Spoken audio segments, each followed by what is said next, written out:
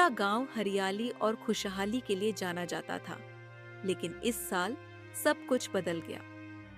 आसमान से बरसती आग और महीनों से बरसात न होने के कारण गांव के तालाब, कुएं और नदियां सूख गए थे।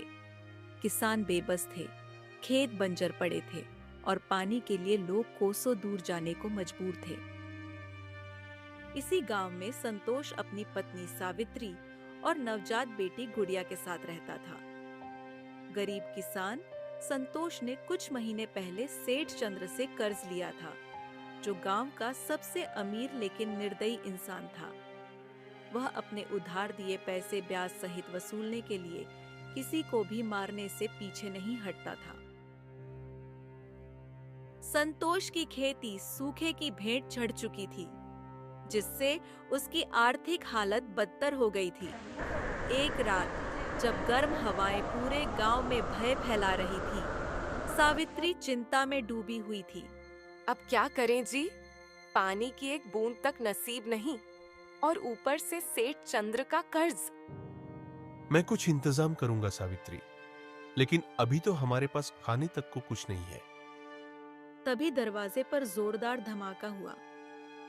संतोष, बाहर निकल, नहीं तो घर में घुसकर खींच निकालूंगा। सावित्री घबरा गई और बेटी को सीने से चिपकाकर रोने लगी। देखा जी, मैं कह रही थी ना, वह हमें मार डालेगा। मेरी बेटी को कुछ नहीं होना चाहिए। तुम घबराओ मत, मैं बात करूंगा। अगर बात नहीं बनी तो तुम पीछे के दरवाजे से भाग जाना। संतोष जैसे ही बाहर आया, सेठ चंद्र ने उसे धक्का देकर नीचे गिरा दिया। मुझे बहाने मत सुना, मेरे पैसे निकाल। सेठ जी, बस कुछ समय दे दीजिए। इस बार सूखा पड़ गया, मेरी फसल बर्बाद हो गई। सूखा पड़ा या तेरी नीयत खराब हो गई? मेरे आदमी, इसको सबक सिखाओ। सेठ के गुंडों ने संतोष को बेरहमी से पीटना शुरू कर दिया। इधर सावित्री ने देखा कि अब भागने के अलावा कोई रास्ता नहीं बचा। वह गुड़िया को गोद में उठाकर पिछवाड़े से भाग गई। भागते भागते सावित्री गांव के बाहर बहने वाली खारी नदी के पास पहुंच गई। वह थककर रुक गई और पीछे मुड़कर देखा तो सेठ चंद्र के गुंडे उसका पीछा कर रहे थे। हे भगवान, मेरी बेटी को बचा लो, मैं तुम्हारे आगे हाथ जोड़ती हूँ। उसे नदी किनारे एक नाव दिखी। सावित्री ने बिना समय गंवाए गुड़िया को नाव पर रखा और उसे नदी में धकेल दिया। बेटी, मैं तुझे अपनी आंखों से दूर होते नहीं देख सकती, लेकिन तेरा जिंदा रहना जरूरी है। जैसे ही नाव पानी में दूर जाने लगी, गुंडों ने सावित्री को पकड़ लिया और गांव वापस ले गए। जब सावित्री गांव पहुंची तो उसने देखा कि संतोष खून से लथपथ जमीन पर पड़ा था। हे भगवान, संतोष, तुमने मुझे अकेला क्यों छोड़ दिया?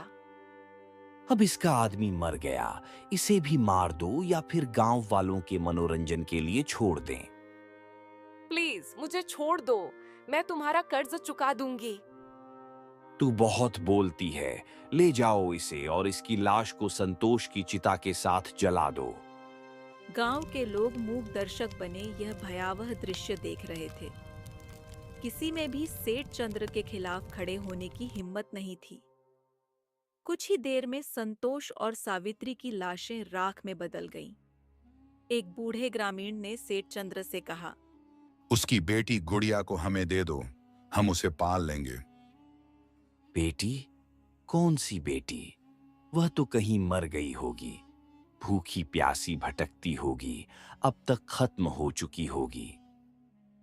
गांव के लोग गुड़िया को ढूंढने निकल पड़े, लेकिन वह कहीं नहीं मिली। सूरज उगते ही सुखपुरा गांव की फिजा में मातम पसरा हुआ था। गांव के कुछ लोग कुएं पर बैठे आपस में बात कर रहे थे। इस साल का सूखा संतोष और सावित्री के परिवार पर कहर बनकर टूटा।